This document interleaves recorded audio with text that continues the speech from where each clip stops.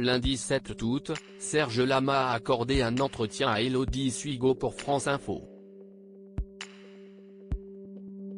Le chanteur de 80 ans est notamment revenu sur le terrible accident de voiture dans lequel il a été impliqué en 1965, qui a coûté la vie à sa fiancée de l'époque et à son chauffeur.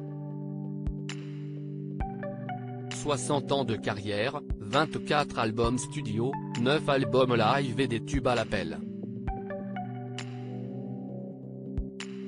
Serge Lama est assurément l'un des grands noms de la chanson française, parolier de génie et artiste à part entière.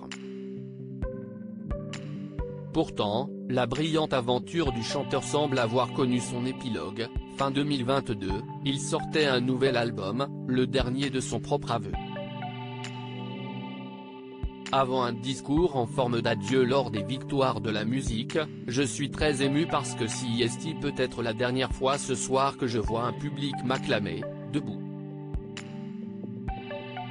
Si est même certainement la dernière fois, parce que vous savez, j'arrête les frais, mon corps ne peut plus suivre, je veux pas chanter assis, je refuse cette éventualité, concéda-t-il. Un corps qui, il faut le dire, est sans doute en souffrance depuis bientôt 58 ans et ce terrible 12 août 1965. Je me disais que le chauffeur était très neuf à l'époque. Serge Lama débute tout juste sa carrière et se lance dans une grande tournée, puisqu'il fait la première partie de son ami Marcel Amont. Une aventure qui tournera court, puisqu'il est victime d'un terrible accident de voiture, sur lequel il a accepté de revenir ce lundi sur France Info. J'ai pris 8 platanes. La voiture a tapé 8 fois sur le truc. Il y avait un camping qui n'était pas très loin et les gens sont venus assez vite donc, ils ont alerté assez vite aussi. Alors je me souviens, je me vois sur la route, couché comme ça. Je voyais les étoiles, je me prenais pour Saint-Exupéry et quand on m'a mis dans l'ambulance, je me suis dit, ah, si est-il fait parce que je ressentais depuis longtemps que ça allait arriver, raconte-t-il. Mais le chanteur n'est pas seul dans la Peugeot 404.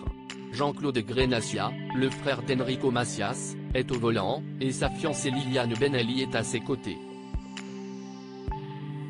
Les deux ne survivront pas, ce qu'il n'apprendra qu'un mois plus tard dans son lit d'hôpital.